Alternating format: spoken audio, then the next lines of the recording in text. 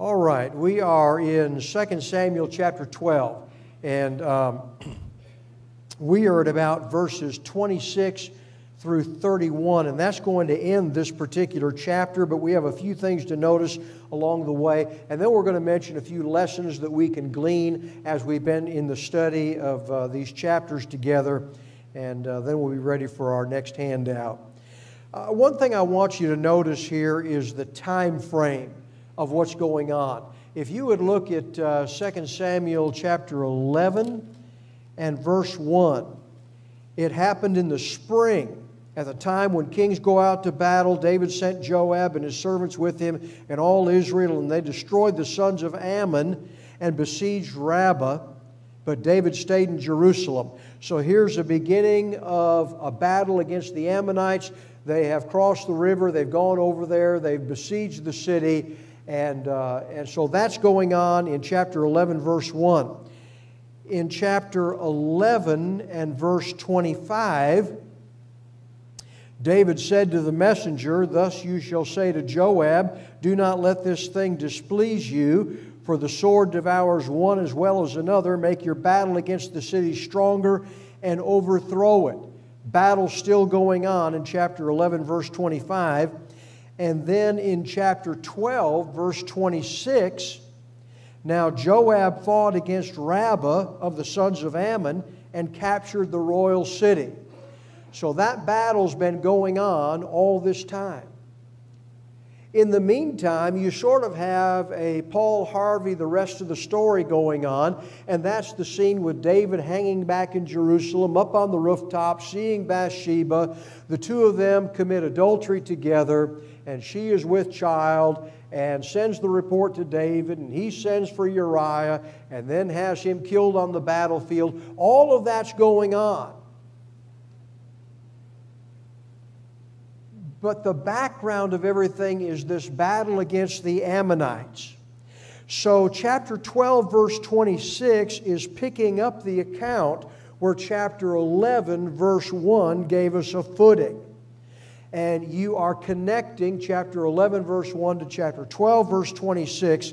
And this whole account of David, Bathsheba, Uriah dying on the battlefield, all of that's going on with the Ammonite and the besieging of their city, Rabbah, their chief city. Then you have in chapter 12, verses 15 through 23, the child that is born to David and Bathsheba, and the child is sick for a brief period of time, 7 days, and then dies. And then in chapter 12, verses 24 and 25, David comforted his wife Bathsheba. Uriah's dead. She mourns for her husband. David and Bathsheba get married, and he went into her, lay with her. She gave birth to a son and named him Solomon. And so then you have the birth of Solomon. I just want you to have a time frame. The besieging of a city can last several months, maybe a year. But they went out in the spring of the year to besiege this city.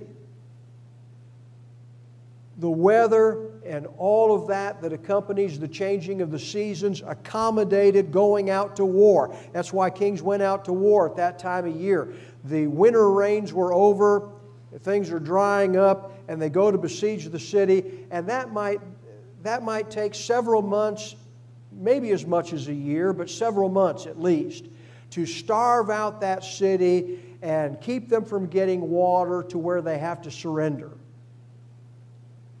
But during this period of time, we're reading about not the birth of one child, but of two children. Well, that alone is 18 months, plus whatever time's in between. And all I want to point out is that this report of the birth of Solomon, all of this may not be given in chronological order. In other words, the birth of Solomon might have come later. But it's reported in this way so that we understand how the history is laying out, where Solomon comes into the picture, and how he arrives on the scene as a baby, and Bathsheba's his mother. How did all that happen? So it gives you a quick rundown of all of that, but some of that may not be in chronological order. But now, chapter 12, verse 26, we're back at this battle. Joab fought against Rabbah, the sons of Ammon, captured the royal city. Joab sent messengers to David and said, I fought against Rabbah and have even captured the city of waters. Now, therefore, gather the rest of the people together and camp against the city and capture it, or I will capture the city myself, and it will be named after me. So David gathered all the people, went to Rabbah, fought against it, captured it. Then he took the crown of their king from his head, and its weight was a talent of gold, and in it was a precious stone, and it was placed on David's head, and he brought out the spoil of the city in great amounts. He also brought out the people who were in it, and set them under saws, sharp iron instruments, and iron axes, and made them pass through the brick kiln. And thus he did to all the cities of the sons of Ammon. Then David and all the people returned to Jerusalem. All right. What's Joab's concern with capturing the city? Why does he send a message to David?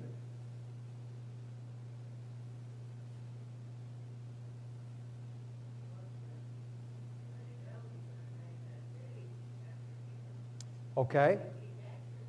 So Joab is telling David that if I capture the city, if I finish this battle, the tendency is whoever did the capturing gets it named after them. I'm going to get all the glory from this. And he's working as sort of a PR man for King David. King David needs some PR. King David's got himself in a mess. And so if he goes out now with the army and gets to be part of this and does the final capturing of the city and it gets named after him, he's got a good reputation. He's been victorious in battle. The city's named after him. It goes down in the annals as something that King David did rather than just his commander Joab. And so Joab wants to be a good PR man, a right-hand man to the king, and get David credit for that, and that's going to work in his favor. So that's the concern. But I want you to notice verse 26. Joab fought against Rabbah, the sons of Ammon, and captured the royal city. That is the summary. Now, how does it play out? It plays out in verse 27 with a message to David, I've already captured the city of waters. Now we're ready to take the royal city. We're ready to do the final thing to capture this, and I want you to be a part of it so you get the honor from that. So verse 26 is the summary, and then we read about the bits and pieces that come together and how the royal city is actually captured. Joab was there. He's the commander of the army. But David gets the honor because David has now entered the battlefield for the final part of that siege.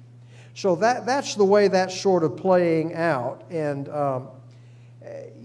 David, okay, he's going to get the glory from this victory. But remember, chapter 11, verse 27, as we look back at what just happened with Bathsheba and Uriah. And the remark there was, but the thing that David had done was evil in the sight of the Lord. So even though public relations is good and the public eye sees David victorious in battle and all of this is great, behind the scene, God has a record of everything. And the thing that David had done with Bathsheba and Uriah, that was evil in the sight of the Lord. And we're going to find out that David's personal life is going to be shattered into the future. You might remember in chapter 12 the prophecy that Nathan made concerning David's personal family and all the woes that would come. The sword would never depart from his house, and all the enemies he would have and the struggles that would come to his own household. That's shattered into the future. It reminds me of driving down the highway, and there's that awful sound. Somebody in front of you kicked up a stone and it hits your windshield. Don't you just shudder? when that happens? What a terrible sound, especially if your windshield is pristine. And then you hear this loud crack sound from a stone. And you look and it's just this little mark. But what's the problem? We're going to go through the heat of summer and the cold of winter and the rumbling down the road and the vibrations, and that thing is going to crack all the way across that windshield eventually. That's David. With Bathsheba and Uriah, he has put a ding in his life. And now into the future, that is going to begin to crack through his family. And when we get into our next chapter, we begin to see that playing out with Amnon and Tamar. And then Absalom. And you begin to see that prophecy of Nathan. It's just shattering across David's life into the future. Remember that our sin will find us out. We don't get away with anything. Maybe for the moment we skip by and it looks like we're going to just get through that and go on. But our sins will find us out. There is a sowing and reaping component to sin. And that's always going to happen. Now, 2 Samuel 12:26, I mentioned, is the summary. Verse 27 is the progress of that. And I did some reading. I found a book, the Archaeological Encyclopedia of the Holy Land. Thought that was interesting. And there is a note in there about this city of Rabbah. That the city was built in two parts. The lower one being referred to as the City of Waters. We just read about that. And the upper is the royal city. So Joab has captured the City of the Waters. The water supply to the royal city. He's captured that. The siege is going well. He's captured the City of Waters. Now it's a matter of time. Without water, they can't last very long. And so he reports to David, I've captured the lower city, the City of Waters. Now hurry up and get here so that you get the glory when we get to the royal city. And David does that. Verse 30 is translated a little differently in other translations. He took the crown of their king from his head. That's verse 30, the beginning in the New American Standard. Does anybody have anything different there? He took the crown of their king from his head. No footnotes, nothing? Okay, interesting.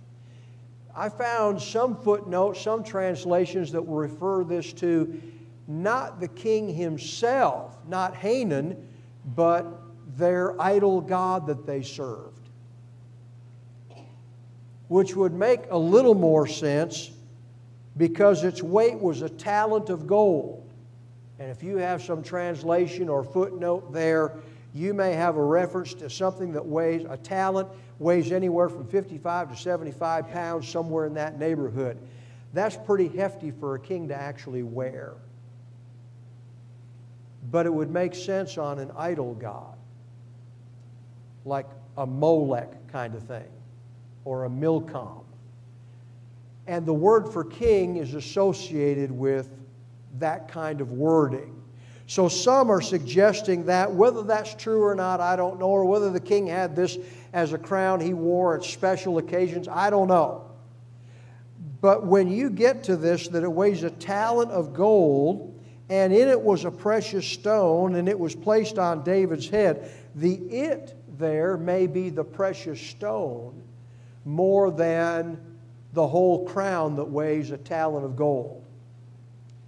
It may be the stone itself that is displaced and then made into part of the crown of David, and that's what he wore. So I don't think it's reasonable to think David's wearing a 70, 75 pound thing on his head. But a precious stone would make more sense. Do you have a comment? Precious stones, many. So maybe the stones are taken from that, and that's what's placed on his head.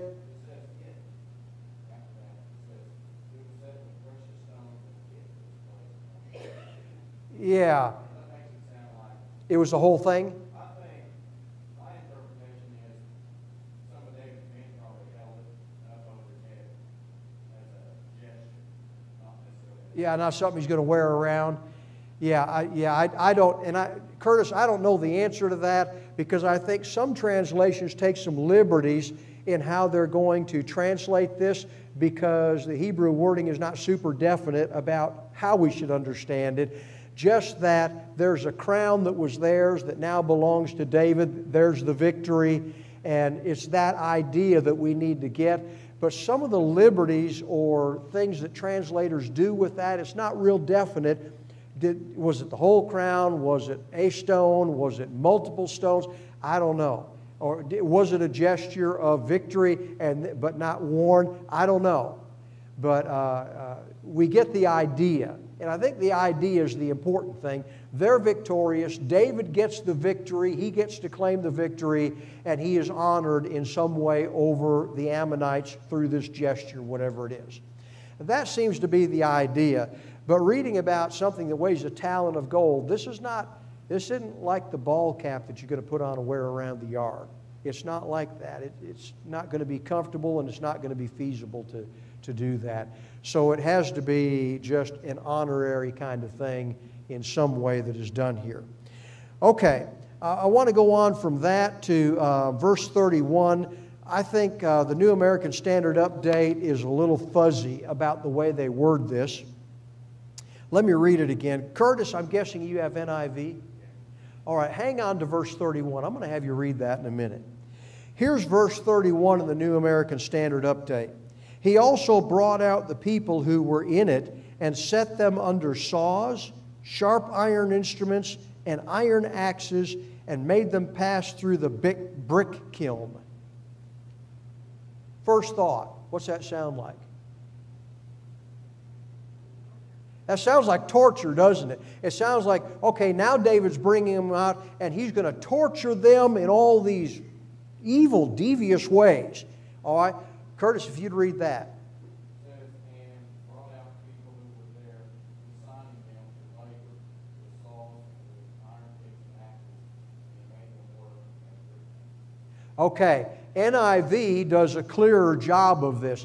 David is not some evil king torturing people in the most gruesome ways you could think of. What he's doing is he's putting them into forced labor. He's putting them under the saws. He's making them saw things. He's making them work in the brick kiln. He's making them work with iron axes. Forced labor. That's what he's doing to them. And so that makes a whole lot more sense. And you may have some other translations that help clear that up as well. But I know when I do my initial reading in the New American Standard Update, and I read that and I thought, wait a minute, that doesn't even sound like David. That doesn't sound right. And that's why I always recommend studying with 2, 3, 4, 5 different translations in front of you. And that's one of the first things I did is do some comparison with some other translations, and it began to clear up then looking at it that way. They are put into forced labor. Other comments here? Anything else you want to mention? All right, some lesson points we can come away with. Number one is we've learned about the progression of sin. David, Bathsheba, remember that on the rooftop? He saw. Step 2, he inquired. Step 3, he sent for her. Next step, he took her. Final step, he lay with her. There is a progression to sin. You see, you desire in a lustful way, and then you begin a pursuit, and you bring it closer, and finally you partake, and you get to the end result of that. There is a progression of sin. Where should that chain of events be stopped? You tell me, where should that chain of events be stopped?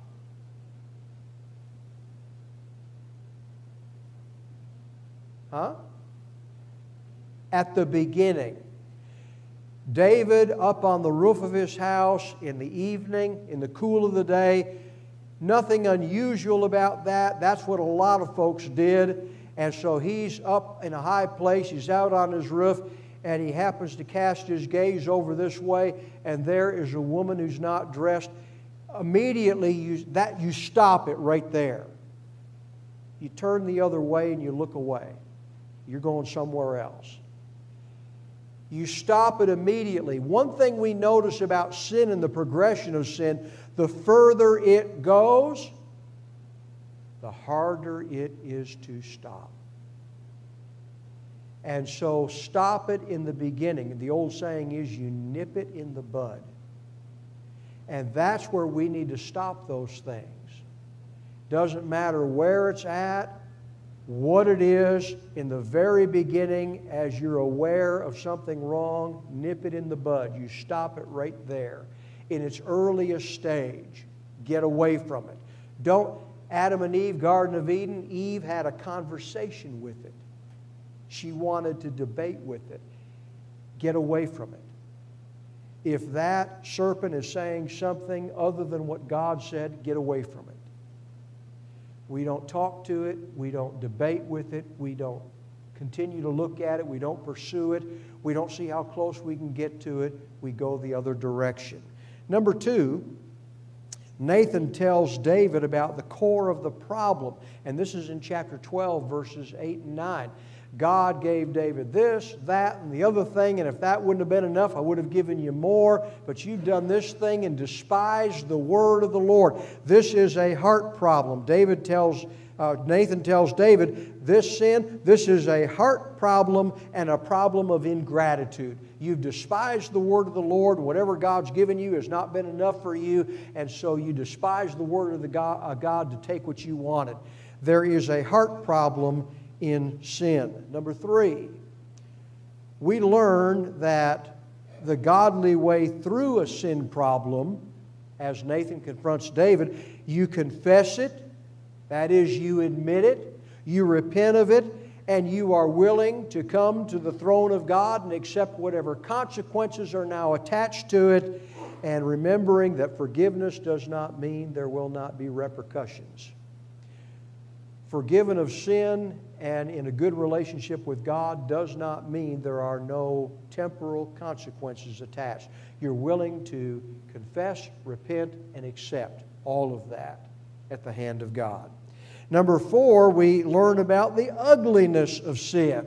You see all of the evils and terrible things that are attached to the sin for a long time in the family of David, and we learned about the ugliness of that. It was difficult to even read through some of that.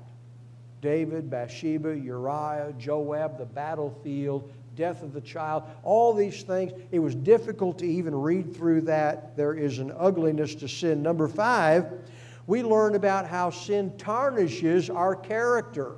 We went all the way up to 1 Kings chapter 15 and verse 5. There's a comment about David. He didn't turn from any of the things God commanded him to do, except in the case of Bathsheba and Uriah. It tarnished his character. That's what sin does to us. Number 6, Joab illustrates how we should learn from biblical history. When he gave the report back to King David about, the messenger, about how the battle went and Uriah was dead, you tell David, these men died in this battle. They got up close to the wall. And when David says, why did you do that? Didn't you learn from Abimelech back in the book of Judges? Didn't you learn about that? You don't get too close to the wall. Why'd you make that silly maneuver? Tell him Uriah is dead also.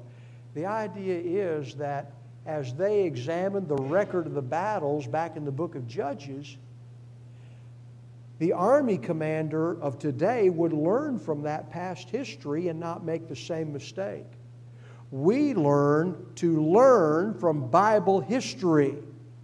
That sort of thing is told in 1 I'll get it right on the third try. 1 Corinthians chapter 10.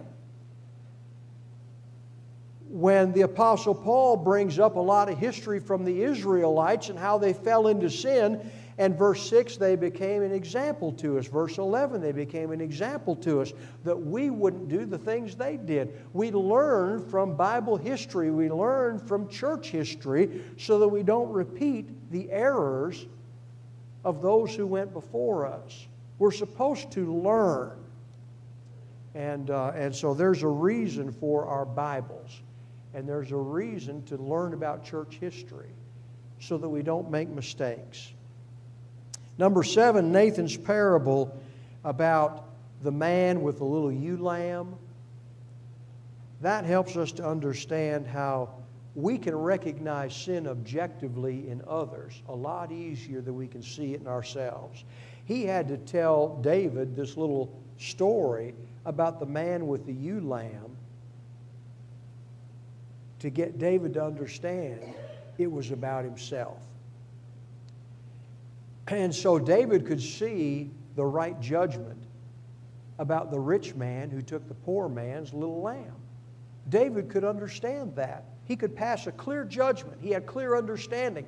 But when Nathan told David, you're the guy. That's you. That's what you've done with Uriah. That's what you've done with Bathsheba. All of a sudden it became clear to David, and he was convicted of his sin. Sometimes we can't see as clearly when the sin's in our own life. But when it's out there and we can look at it objectively, we have a clearer understanding of it. That's a good lesson for us to take personal inventory from time to time and be sure we're seeing ourselves clearly.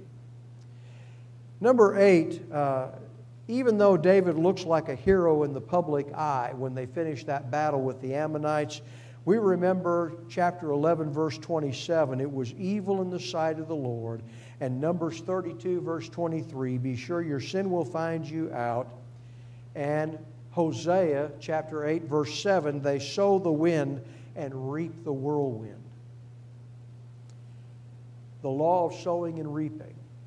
Whatever we sow in our words and deeds will come back to us. And if it's sin that we're sowing, we sow the wind and reap the whirlwind. You understand the difference? Wind just does this. Whirlwind is destructive, mighty, and powerful. What we sow is magnified in what we reap. We always reap more than we sow. So we need to remember to sow good seed, deeds of righteousness. And it might be a long time down the road before we see the harvest of that. Parents are sowing seed in the lives of their children when they're just tiny. And they begin to see the harvest of that when the children are grown and go out of the house and begin to form their own families and their own lives, and all of a sudden you begin to see some harvest. That's the general rule of that. Children, as they grow up, their parents are sowing seed in them, but as they're maturing, they begin sowing their own seed. And then as they become teenagers and young adults and mature adults, they begin to see their harvest that they've sown. How we treat people, how we deal in business, all of that is seed. And there will be a harvest from it. And so we are warned to sow good seeds of righteousness. In the case of Uriah, he seems to be an honorable man. Every mention of him, Uriah is an honorable man, one of David's mighty men. And we notice our last point, God is going to vindicate him. And God does. Any final comments you want to make? Let's get our next handout out to everybody. If I can get a couple of men to come up, and we'll get these out quickly. We are on to chapters 13 and 14 in this. And I'll pull out my notes while you're getting yours.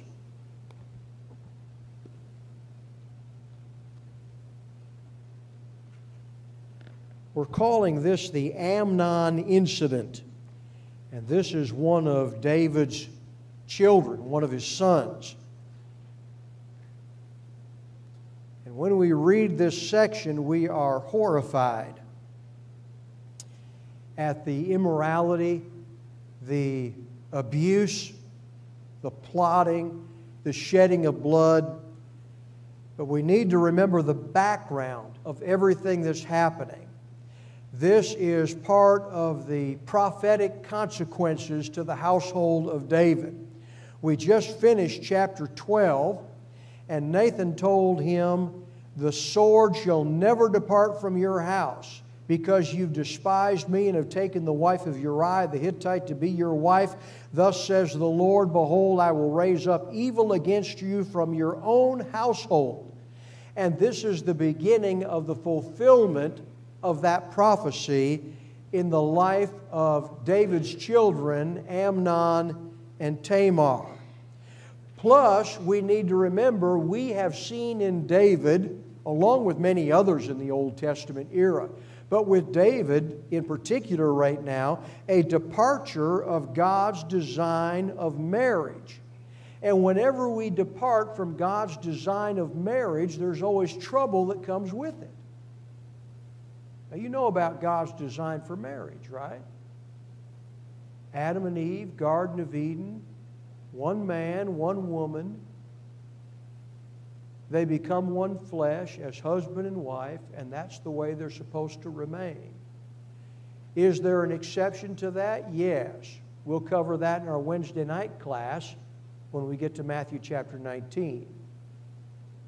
But that's the design of God, one man, one woman for life. And when we depart from that, there's always going to be a problem associated with it. Here's David's manner of home life. He has 8 named wives. There are others that we don't know their names, and then an unknown number of concubines. Then he has 19 named sons and a daughter named Tamar, plus the child that died with Bathsheba. He has an unknown number of children through his concubines, and that creates a struggle. A struggle for status, for acceptance, for love. That sort of thing divides children one against another, and even wives and concubines one against the other. You remember Jacob. Jacob had 2 wives and 2 concubines, had children by 4 women, had 12 boys and a girl. And there was all kinds of struggle in Jacob's family. Brothers didn't like Joseph, threw him in a pit, and you know the rest of that story. It was just such a great struggle that went on there. You remember Abraham had a child by Sarah, had a child by Hagar, and they were at odds with each other, picking at each other, so they had to separate. Whenever we depart from God's design for marriage, there's always going to be trouble with it. Now, I'll tell you a story, a personal story. My sister was 2 years older than me. And when I was a little guy, I mean little, and she's a couple years older, she came to me with a story one day, and she was so distraught. She was just frantic. Because in her mind, and she shared this with me, in her mind, when we grew up, she had to marry me. And I sucked my thumb. And she just couldn't stand the idea of it. It was repulsive to her, and it didn't do me any favors either. And that's the natural response between a brother and a sister. Yuck. And you can't understand this boy who comes courting your sister down the road of time years later. What does he see in her? And the same with my sister, with me. I'm sure, like, if she only knew what I knew about him, she wouldn't want anything to do with him. And there's sort of this natural relationship between a brother and a sister that they don't see each other that way. Wouldn't want anything to do with it. But here's David with all these wives and all these concubines and all these children, and this one's growing up under this roof, and this one's growing up under that roof, and they don't even hardly see each other. It's not like a normal family setting. And Amnon says he is in love with his sister Tamar. There's always consequences when you disturb God's plan for the family. They grew up somewhat separated. And you'll hear that in a future class as Amnon talks about his house under his roof, and Tamar is under her father's roof, living in a different place.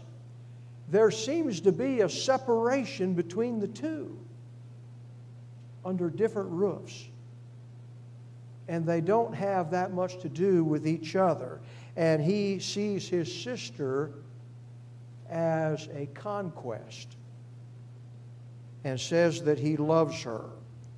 We're going to study through chapter 13.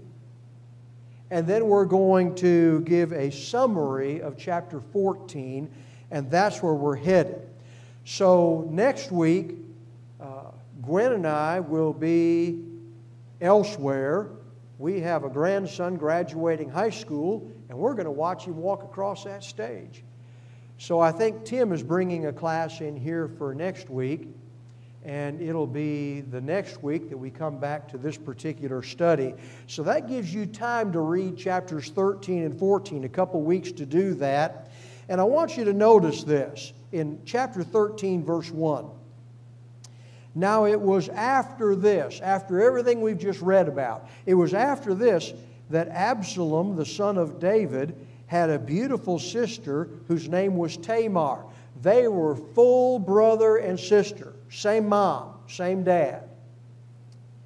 And Amnon, the son of David, but didn't have the same mother, loved her.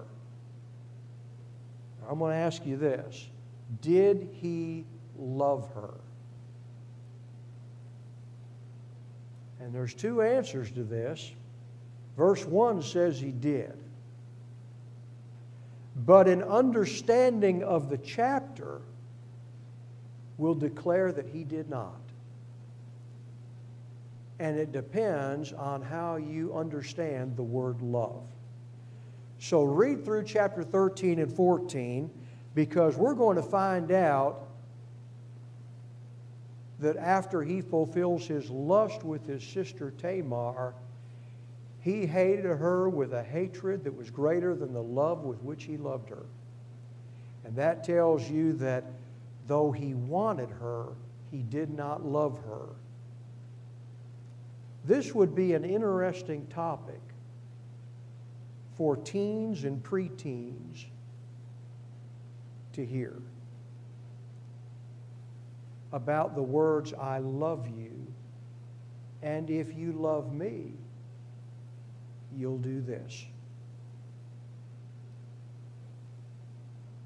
And how we understand the word love makes all the difference.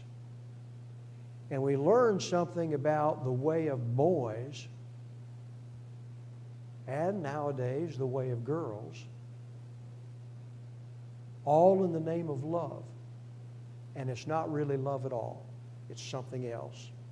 So begin to comb through these two chapters in the next couple of weeks. Bring your study sheet back with you.